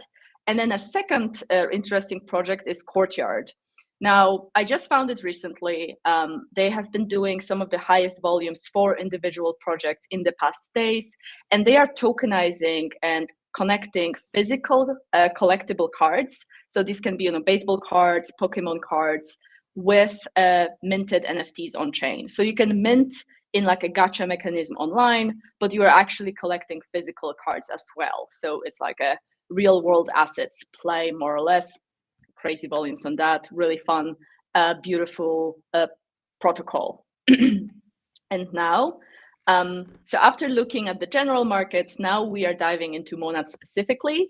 And I want to have a look at some interesting things that have happened in the past 7 days. Sorry to go interrupt ahead. you, Karma, but before we dive into the monad side of things, obviously we run a lot of analogies on this show. Some of them work, some of them don't. And the first 2 slides paint a relatively depressing picture for the state of the union for NFTs in general in the EVM space. Pretty much all-time lows on the charts. But if maybe an analogy that hopefully lands here, I think of like in Harry Potter, you have Dumbledore's Phoenix, whose name is Fox, I think, and they have this bird, right? And it's a phoenix, and it like kind of matures throughout the first like couple like episodes, I guess, or like the first few movies and books in the Harry Potter series. And then around like book 5 or 6, when times are really dark, the phoenix like burns and then rises from the ashes. And I think just with the amount of interest and creativity from the monad community that we've seen thus far in a very short 2-month window on a test net, no less, that what you're about to get into is that monad NFTs are the phoenix ready to rise from the ashes. So not to hopefully drop any alpha or steal any thunder, but hopefully that analogy lands here. No, absolutely. And quite frankly, like my goal is not to, basically make everybody depressed with these charts. Quite the opposite. I think the best projects and the biggest opportunities are actually born in bear markets, at the bottoms of all the charts. And we just need to be really, really honest with ourselves. The NFT markets, the NFT space has really stagnated in these 2 past years. And I do think that, people who come into this fresh, like new founders, new community members who are building these new spaces for their communities, really have an opportunity to capture completely new audiences here. And naturally, we hope that this will happen on Monad. So definitely, guys, like this is just a chart. Okay, back to Monshape. So, So Monshape is a genuinely OG project. Like when I first joined Monad, it was one of the projects people first told me about. Like, oh, this is this like, amazing art. And there are artists, Zangliu here. I will always include like people's ads on Twitter so you can find and follow them if you don't already. But people were just amazed because the PFPs, that's how the collection started, like were drawn live in a Discord live stream. So there was this small community of people who were just passionate about art and were getting like one-on-ones, like basically gifted by the artist. And then emboldened by the progress, by the excitement around this all, like the artist progressively started expanding the project. And now, just last week, we had a release of like a genuinely insane quality trailer for like a new sort of like chapter of the collection. So I really encourage everybody to go to Monshape Twitter and just play that video. The quality of the production is absolutely incredible, and it was all done by the team themselves. So I'm just beyond excited for everything they will bring out. And it seems that the lore is going in the direction of a few fractions that all contribute to a joint story. And all those fractions seem to be different types of PFPs that you will then be able to get in the main collection with different rarity tiers. So absolute beauty, chef's kiss. Go and have a look. I really enjoyed it. Now, another thing that happened is we've just had a testnet mint for Blocknuts.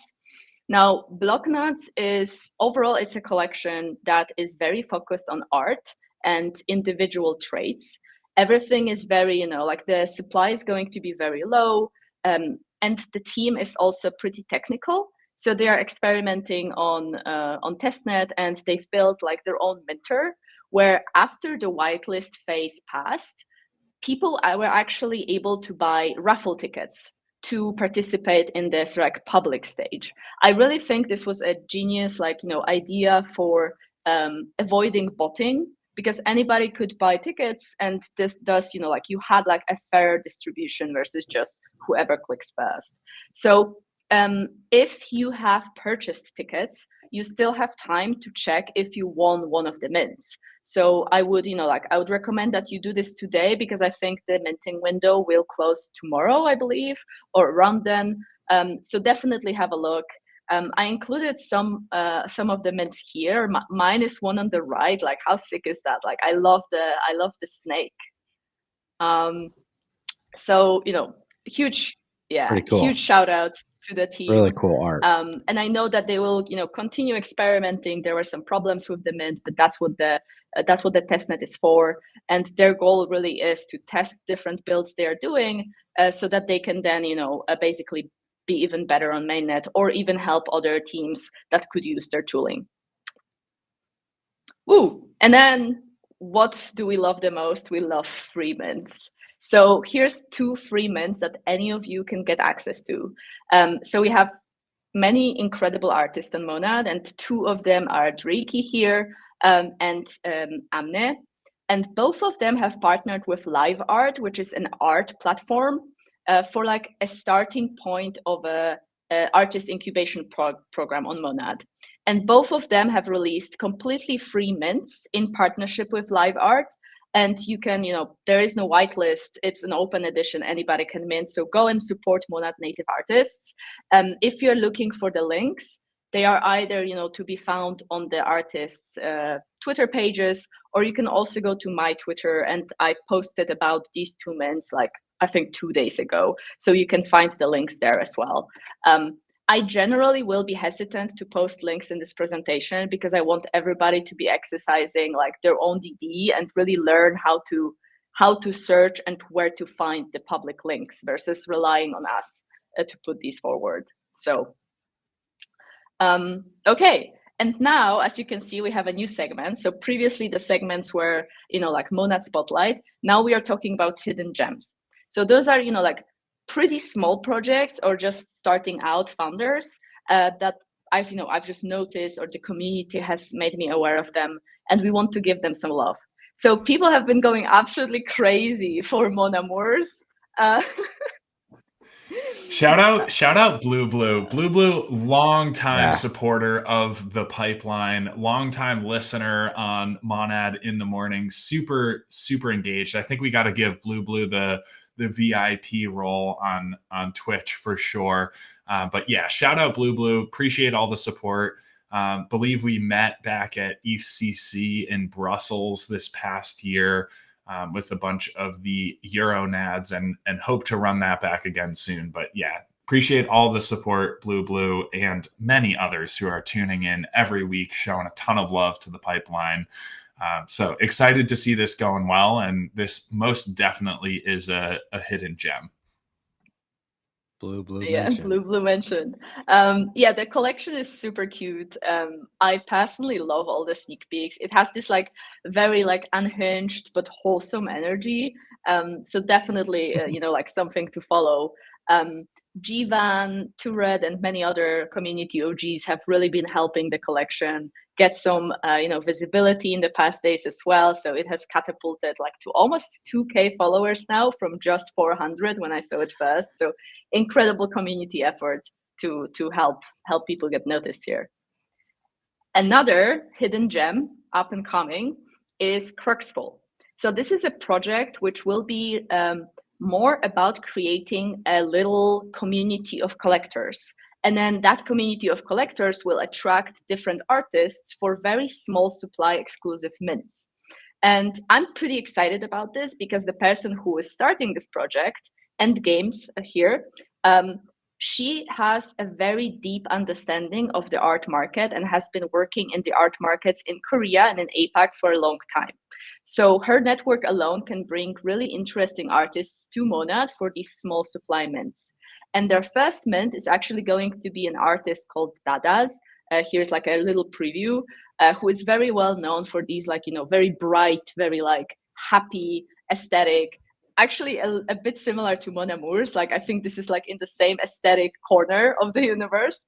And he was actually like, he worked previously with Starbucks for the official Starbucks NFT release in Korea, and with many other, like big brands. So quite an exclusive drop that they are preparing from him. I believe it's going to be just a few hundred NFTs, and they are going to be very affordable. Like, this is not about, you know, making them super expensive on testnet. It's just about bringing those artists and letting them have this, like, you know, first touch point with Monad blockchain. Super excited. Go give them some love. I know they are working on a rebrand as well soon for, like, you know, some exciting artistic banners and PFPs. So very much early days here in terms of visibility. Super exciting. I most definitely will be minting. These are super cool. But just because I'm minting doesn't mean that you have to, or that you should take that as any sort of endorsement or signal. Of course, we love to support the Monad community artists. We love to see more people taking a crack at starting a project, becoming a builder in some capacity, and sharing their art with the world. But by no means is any commentary or feature on Monad in the Morning a signal to necessarily spend money, especially forward-looking on mainnet. We do always recommend community members do your own due diligence, talk with other members in the chats, because generally this collective consciousness rises to the top and becomes a signal to follow. So super excited about this, but also want to provide that general disclaimer in terms of how we'll approach things like this going forward, especially as we get closer and closer to mainnet, and we have exciting mints on mainnet as well.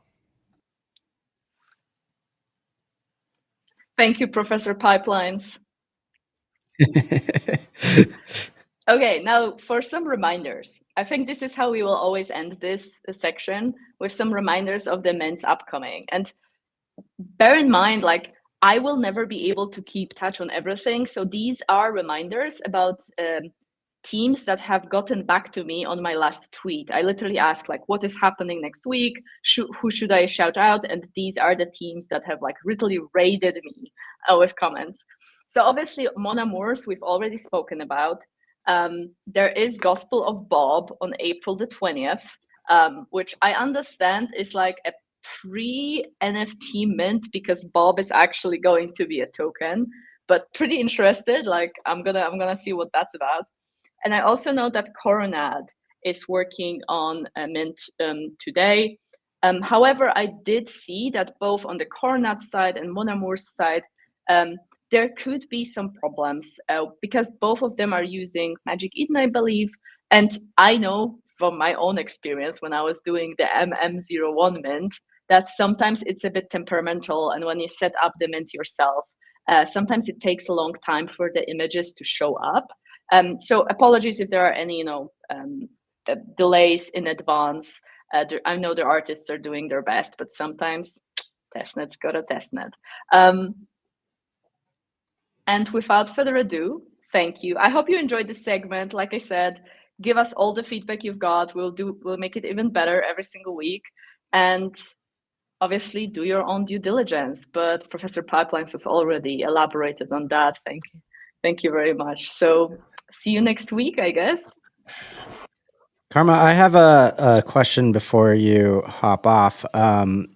Do you know if there is the ability, I know we discussed this once before, but do you know if there is the ability to mint, like do individual art, so like the weekly mints, and I know you're doing your monthly mints, the ability to do that and keep it in the same collection yet? Is that possible? So my understanding is that, like, there is no way to do this easily via a self-minter experience right now. So what I mean by that is, like, if you are doing it by yourself, most likely you will be using, like, the Magic Eden, like, mint terminal, or you will be using a tool like NFTs to Me self-minter, or maybe MintPad self-minter. There's multiple tools out there. But all of these create every single collection you create is a separate minting contract, is a completely separate standalone smart contract. So there is no way for you to create a series that is then sort of like all encompassed. This is something which we should definitely speak to these teams about, because, like, there should be an ability to just choose separate, maybe separate collections, and then maybe you could bundle them into one, maybe like your community group, or like your the separate contracts are like your editions, and then overall it's like your collection of a particular theme. So actually, a good, Almost feels like yeah, seasons. Like, okay, I want to release a new season of this project, or it seems like a huge opportunity for somebody to introduce this, and I think that's one of the things that we kind of touched on throughout this entire episode, including with Keone, is like this is testnet, so there is a ton of opportunity, and there are things that don't quite exist yet, and so start building, I guess, right? yeah, this is a good idea, and I will definitely touch upon it with the project. I think the way to do it would be mostly on the front end side. So what I mean by that is like it would still technically be separate collections, but there would be a way to just on the front end group them together and display them in a way that connects everything. That would be the easiest, I think, in the interim. But let me update you on this soon. Awesome. Cool. Well, Thank I know you have a hard stop, Karma, so I don't want to keep you over here, but appreciate you joining Monad in the morning. I do want to get to a final spin to win for the chat, maybe 2 or 3, to be honest. This has been an awesome episode, Karma. If you do have to drop, no worries to hang on extra. But of course, you're more than welcome if you do have a few more minutes to chill with us and the Monad community who has stuck it out for almost 2 hours at this point. This has been an awesome episode, and really excited to run back the NFT segment pretty soon. I have another like 3 to 4 minutes that I can hang out, so I will, and then I will drop. Should I think of another like little Yes, game? please. And while you do, I have a special spin. It's not even really a spin because the prize is predetermined. But I was talking to one of the earliest pipeline interns and a huge OG community supporter who goes by the name of For the Fam, or Fort, on Twitter, Discord, Telegram, and wherever else you can find him. He is super active. He's been an incredible supporter of the pipeline for well over a year and a half now, since literally the inception. Huge W for Fort. And with that, I want to give away a Salmonad Genesis NFT that I have parked in my wallet. I did have to scoop an extra one off the floor because there is no chance in France that I'm giving away my one and only Salmonad. But luckily, I was able to scrape together enough testnet mon to sweep one off the floor, and I want to give that out. So if we can just throw some love to Fort in the chat, I'm going to pick someone randomly by literally just clicking on their chat, and it should, I think, display on the screen. Or although maybe I actually don't have that ability, Jessup. But I'll. Does it say show? When you click on one, does it tell you No, show? I think I have pleb perms, but that's okay. I'll pick someone randomly. Keep getting those W's in the chat. W's for Fort. Let's see. Oh, okay. Kenobi. Kenobi is another OG community member. This Salmonad Genesis. Right here. Did I get is that the right Yes. one? Yep. Let's Kenobi. go. Congratulations, Kenobi. You are not spinning the wheel. We could spin it for fun if you want, but W for Kenobi, another very OG and longtime supporter of the Monad community and the pipeline. So gotta shout out Kenobi and send over this Salmonad right after the episode today. Let's do a spin to win. Karma, presume you might have thought of some criteria. How are we selecting our final victim or our final winner on episode 9 of Monad in the Morning? So I am thinking of a vegetable. I was just snacking. I was just snacking on it earlier before I joined the stream. So I'm thinking, like, I'm trying to give you my magical brainwaves. I was snacking on it beforehand, and the first person to post which vegetable it was wins. Was it a cucumber? No, I see all the Hiar posts. I wish I had thought of a Hiar. That would have been funny, but Holy I'm cow, gonna- this is going so fast. I just posted it to you guys. Oh, I see it. Oh, I haven't seen that in the chat yet. That's an interesting snack. I feel like you can't eat that by itself. I mean, you can, but did you have like a dip or a sauce with that?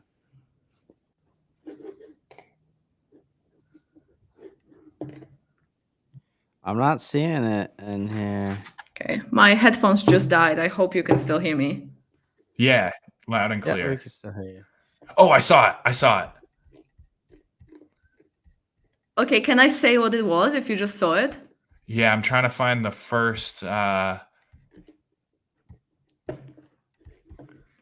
it, this is going so fast. It's Nuke Line again. Really? That was the first one? basically yeah, it was Yeah, celery. because I scrolled down very slow. So Nuke Lion, you are on it Nuke today. Lion. We have Wow. a new super fan and new lucky winner. Let's spin the wheel for Nuke Lion. What are you going home with? Is it a prize or is it a punishment? We do have more prizes than punishments. So you already got a pipeline hat, though. That's pretty good. No way. Okay, well, we have very limited supply on the pipeline hat. So we'll spin again. That's not a repeat. That is incredible. It always double hits on the best prizes, but we can't do 2 pipeline hats. We can maybe include some other merch. 50 testnet token. 50 testnet tokens. As a show of good faith, I'll make sure we throw in some other Monad merch, provided you are in a jurisdiction that we can ship to. There are a few that we've had trouble with. I know this is off topic, but can we please appreciate, like, some of the people in the chat think I'm an absolute savage. Like I said, I was just snacking on it, and people are like, garlic, cabbage. Like, do you think I'm just in the background, like, snacking on a cabbage? You're just chewing on some garlic over there. This is Eat the Onion 2.0, and now we're just going to go with any random raw vegetable that is just incredibly uncomfortable to eat. To be fair, you know what? Like, okay, maybe I'm like digging our own grave here, but I feel like there should be, like, when we spin to win, there should be one, just, you know, like pipeline, like whoever is in the pipeline office has to like eat something weird. Like take a bite of the onion, for example, and then if it falls on that, like one of you has to bite into an onion, and then you spin again for the actual prize. Like, would add some spice. We're planning on something like that. We're going to have 2 wheels. One is good things, and then one is bad things that either we have to do, or it's just like a good wheel and a bad wheel. So this little wheel will determine which wheel gets Wheelception. Wheelception. Every week, the wheel gets bigger. The tech continues to improve. More segments, more community members in the chat. We had an awesome episode today. Huge shout out to Karma for coming on and giving the state of the union for NFTs. I know you have to drop, so thanks for being with us. Appreciate you and look forward to running it back soon. Bye. Bye, Karma. Everybody say bye. Say bye to Karma in the chat. Well, we are coming up on time here. This is the 9th ever episode of Monad in the Morning. Like I was saying, the tech continues to improve. The programming continues to improve. Hugely grateful to all the Monad community members who keep coming back week after week. Send this show to your friends, your family, your grandma, your coworkers, whoever. Get them in here. This is not a typical live stream or radio show that is funded by sponsorships. Realistically, this show is funded by viewer participation and endorsements. That means engaging, following, commenting, clipping the stream, and resharing it on socials helps make it successful and helps us to be able to keep coming back week after week, every Thursday at 10 a.m. Eastern. We're working on improving the prizes as well. So appreciate all the support. Go subscribe to the pipeline on YouTube. Go like the Monad Games video. Go give us a subscribe on Twitch as well if you are so inclined. We're about 300 subs away from our first milestone of 1,000 Twitch subscribers. I know we can get there. That is only the start of the journey. And before we wrap up here, quick call to action. Cryptunes has just started his Twitter space. So if you're looking for more Monad content, specifically on the very left side of the curve, go hop in Cryptunes Twitter space live on X right now with Bill Mondays, and I believe possibly Spam as well, one of our contestants for Monad Games, which premiered just over I guess 2 weeks ago now. That's pretty crazy.